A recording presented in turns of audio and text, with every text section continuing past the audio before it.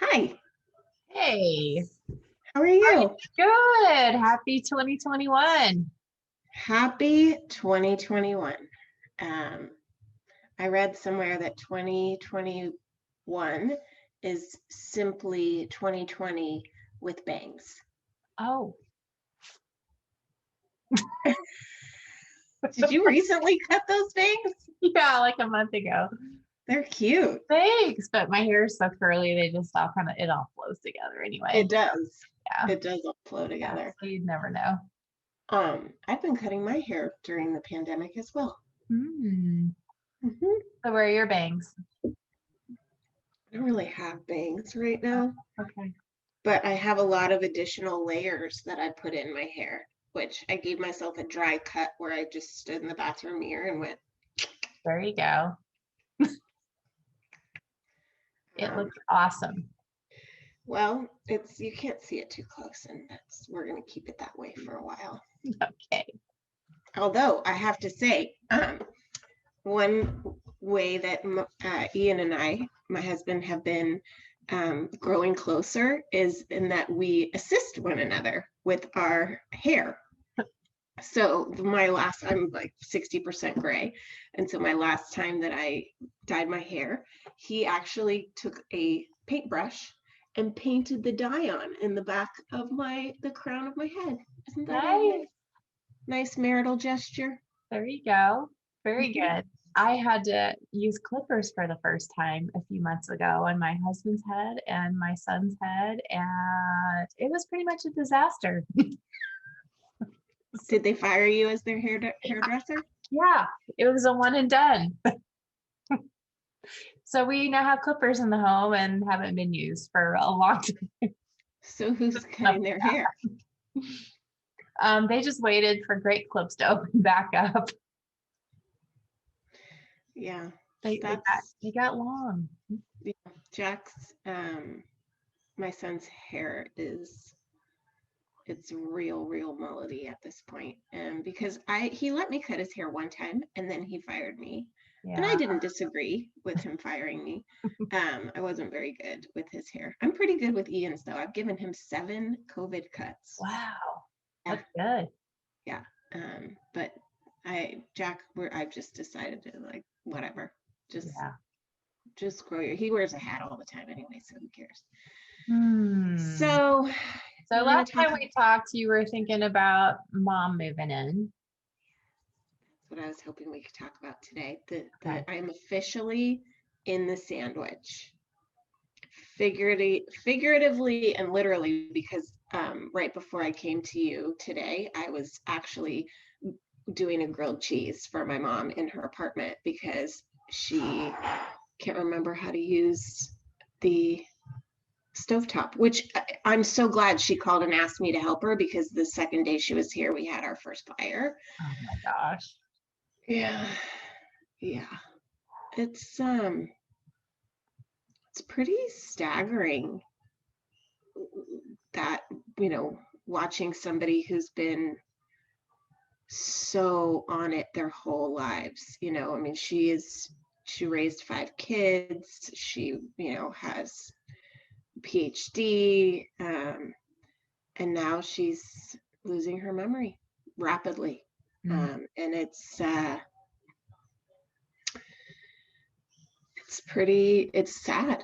It's yeah. really sad. And it's a really strange position to be in, to be reversing roles.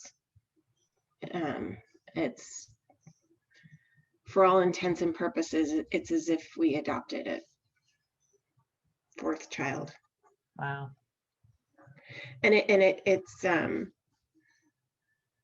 It's something that I want to do well. I want to take care of my mom. She's literally the reason I'm a semi-functioning adult. Every time I tried to get in my own way growing up, and even well into adulthood, she would swoop in and save the day. Mm, But it's really hard, and I get it. I mean, I get why from her perspective, she doesn't realize most of the time that she has a significantly impacted short-term memory. And so she gets really combative and really stubborn. And it's just hard. It's hard on everyone. Yeah, I mean, it's got to be frustrating for her. And obviously, when she's frustrated, that bleeds out all over. And Mhm. I can't imagine the kind of emotions and feelings and guilts and all of that you all feel. Yeah, it's a roller coaster. It's truly, I mean, that it is the most dramatic roller coaster I've been on in my life, because depending on the moment of the day, she's more or less lucid. And um, when she's got her mind on something that is important to her, she's not giving it up.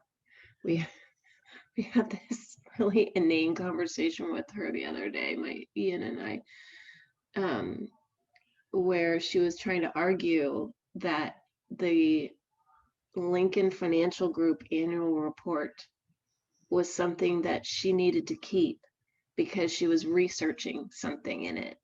Mm-hmm. And I mean, that for her, it represented us taking away her independence, that we were saying to her, this, you don't need to keep this. Nobody reads these. There's literally nothing in here that is going to assist you in managing your finances. Um, Yeah. So, it also, I think, brings up just a lot of the questions of how we value women or don't in our society, and what constructs women's identities. Right? Like, I look at the difference between my parents. My dad wasn't the primary caregiver. He worked all the time. And my mom gave up her job. She gave up her job for us when we were kind of going to hell in a handbasket. She gave up her friends. And she has, for her whole, the latter part of her adult life, she's parented. And then she grandparented. She's taken care of all of our little ones so that we could go back to work. And yet now here she is, losing her independence. And she doesn't really have anything to construct an identity around anymore, because she constructed it around us and taking care of us. Mm-hmm. And then now look at it, the perpetuation of it into the next generation, right? Right. It's my sister and I who've taken on the task of caring for her. And when you look at what's happened in the pandemic, it's the women who've had to give up Mm-hmm. or curtail our employment, Yeah. because we're the mothers and the daughters and the Yeah. it's just, Yeah. it's It really is cultural. It really is. It's not just companies. It's not just corporate bias. It is cultural. Thousands and thousands of years. Yeah, Women are the caregivers. we are the backbone. Yeah, we are. We are. And I can offer, yeah, I guess I'm struck as you're talking that, in March last year, you made the leap from corporate because you felt so compelled to be a great mom as the pandemic was breaking. And I made the decision to break from corporate this time last year too, because I wanted to be a good mom. And I've got, my kids are older than yours, but I had a 23-year-old, a soon to be 21-year-old, and a 14-year-old. And in December 2019, I asked my 14-year-old to grade me on a scale, and she gave me an 8.5, a scale of 1 to 10. 8.5 is the score she gave me, which made me feel really good. Except when I asked, why the 8.5, She said, I just don't think you know me very well. I can't remember when we had a mother-daughter day. I'm not sure you know what I want for dinner, what I like, what my favorite dinners are. And Mom, I'm gonna be in high school next year. And so I don't know when we're gonna get back to that. So the mom thing is tough. That caregiver compassion when you're also trying to be this careerist and this advocate and a volunteer and to everyone else. And at that time as well, I reflected on my mom. And you know this, Liz, but my mom was a perfectionist. She was very critical of herself, wanted to be everything for everyone. And 3 months after my youngest was born, so 14 plus years ago at this point, she died by suicide. And so it was really hard for me to hear my youngest say those things about me as a mom, even though they were very kind and gentle things. It just struck me that I have been trying to be this great executive and careerist in healthcare, to change healthcare so that mental health was part of holistic health and well-being for people and communities, and had been so focused on that I kind of got derailed myself with assuming that the kids were well taken care of and my husband's well taken care of, and I segmented my life and most of it went to career. And so I just had to hit the brakes too about this whole mom thing. And wanting to learn from her experience.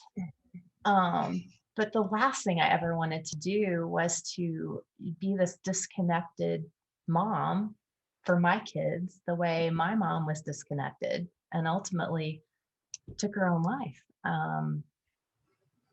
Just shook me to the core.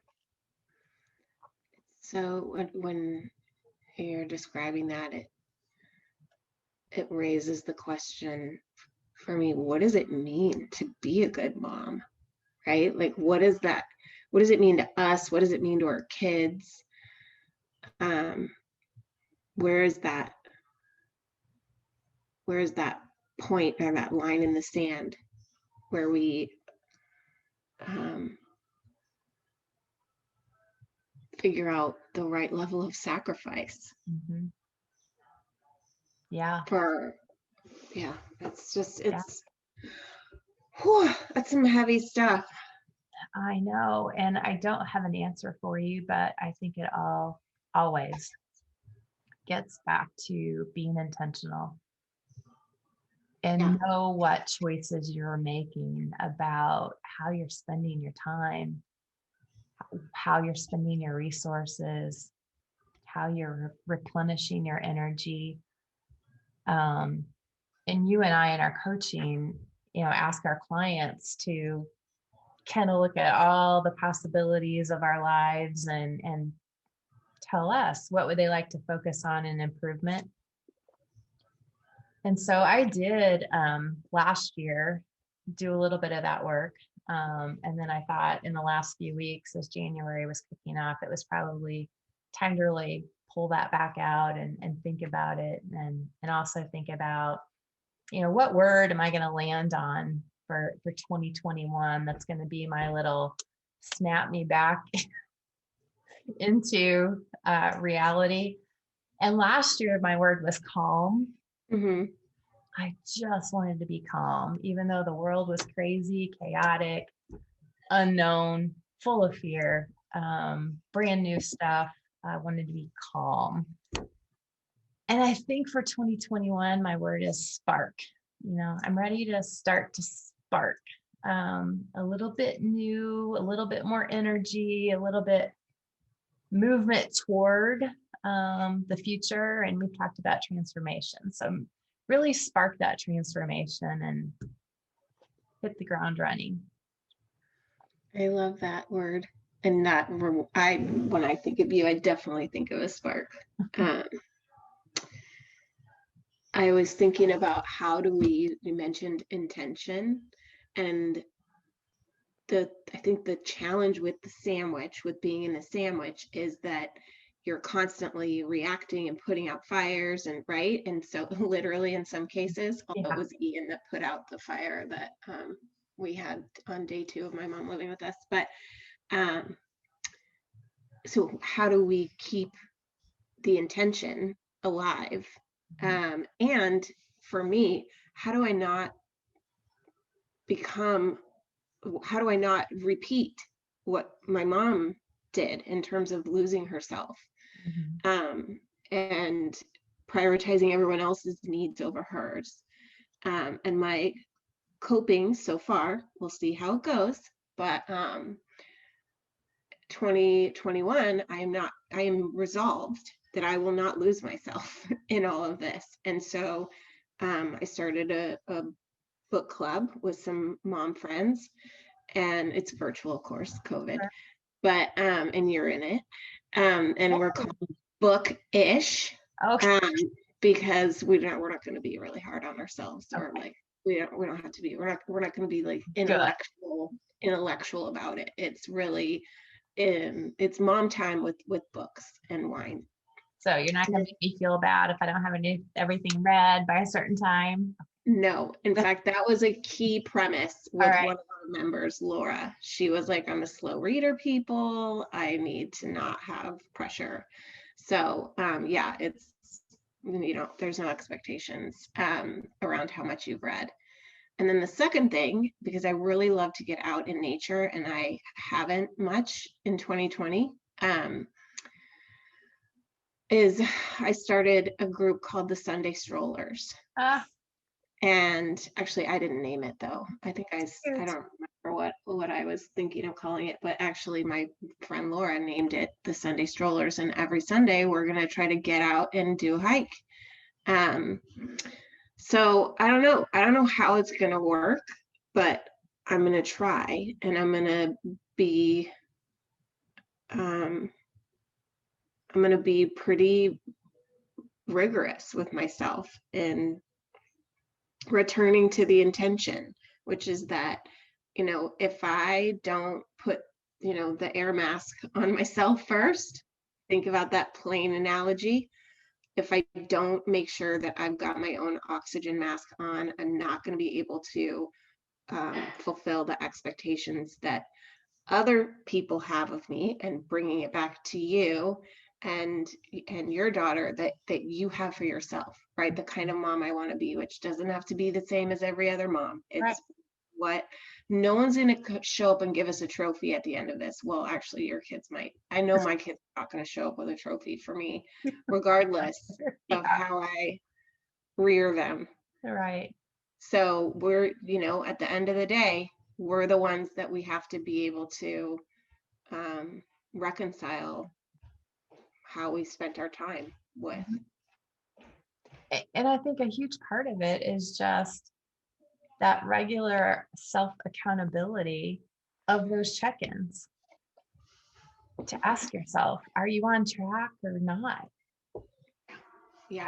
How are you feeling? How are your emotions? Yeah, how would you grade yourself?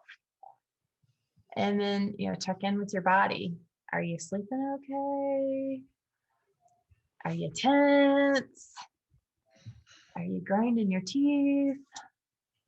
Or are you okay? Yeah. Personally, I've introduced a tincture into my bedtime ritual, which has CBD in it. Ah, And that has actually made a difference for anyone who's been, I know a lot of women friends who tell me that they wake up at 3 in the morning and then they can't get back to sleep because all the things. uh-huh. And I was having that too. And ever since I started taking my tincture, I have slept through the night, knock on wood. Hope I didn't Yeah. just jinx myself. Yeah. And then there's melatonin. They've got melatonin gummies, and those seem to work pretty well too. So, sleep is critical. Mhm. It is. And surrounding yourself with people, I think that's the other thing I did in this recent past is surround myself with women who are at once really like aggressively accepting of me and also encouraging me to, right? Like those messages of you are great exactly how you are. Yeah. And how can we cheer for you to go forward toward whatever it is you want? Exactly. And that's huge fuel. That's the fuel I need. That's great. I think that's the fuel everyone needs. And what we're trying to create here in this group. And I really am hoping we can go live with some sessions sometime over the next few weeks to see if we can help encourage and spark connections that women may not have otherwise. Connections outside of work and family are really important. They are. Gosh, boy, did I learn that. Yeah. This year. Yeah.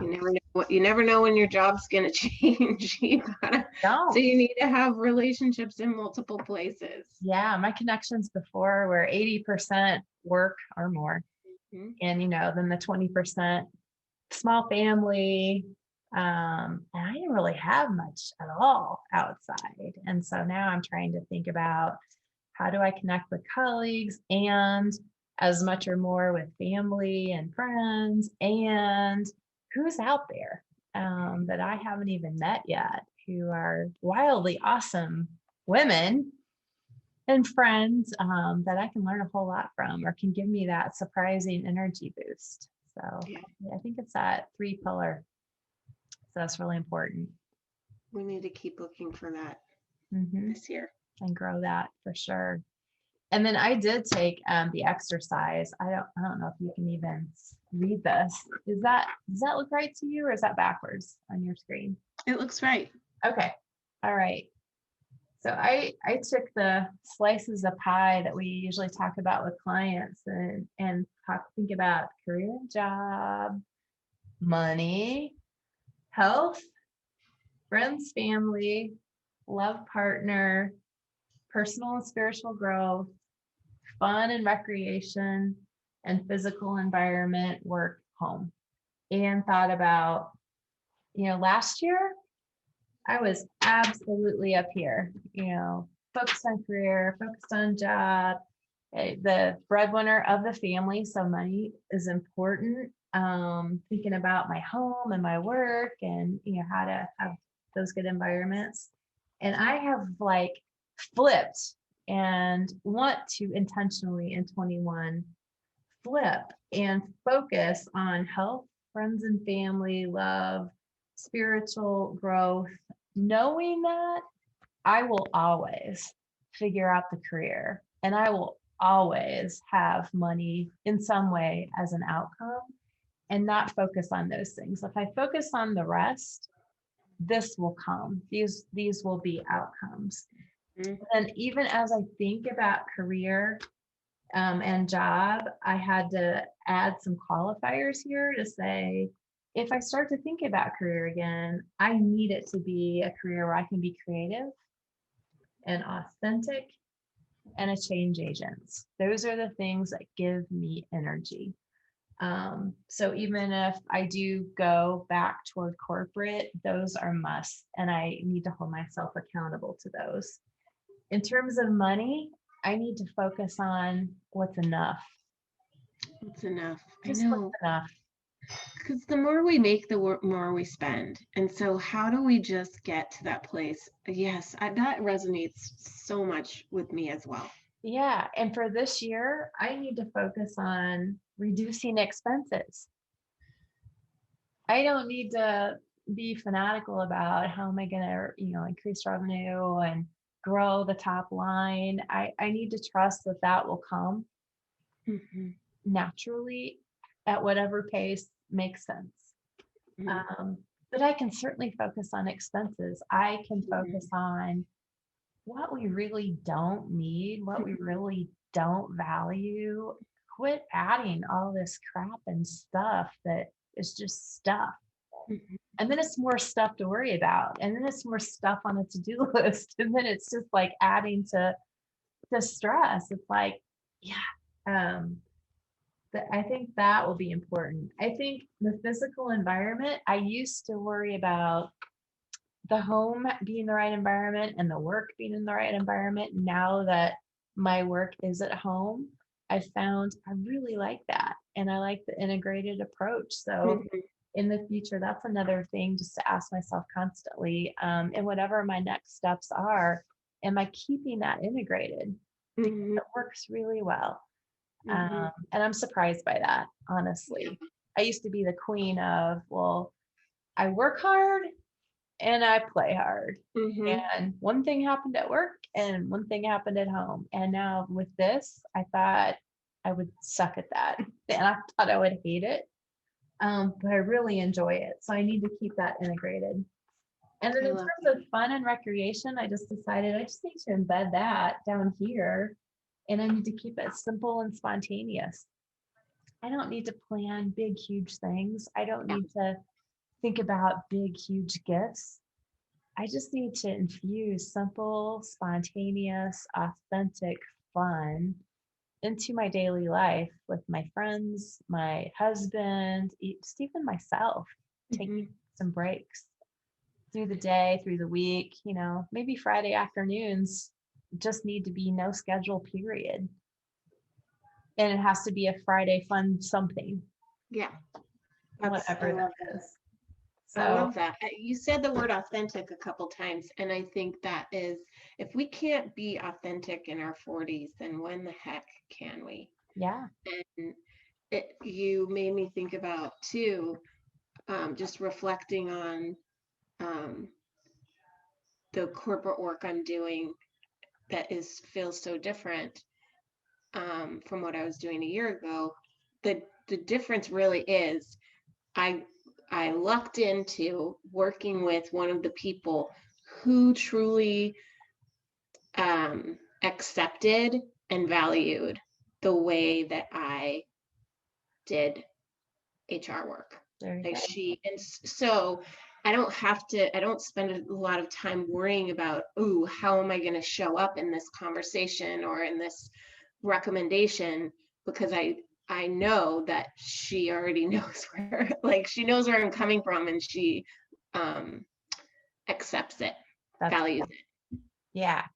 You're not second guessing yourself. You're not double checking, triple checking because Right. you're accepted as that authentic you. Yes. Yes. I don't have to I have to know what I'm doing, right? And I have to know Right. I have to have researched what I'm talking about.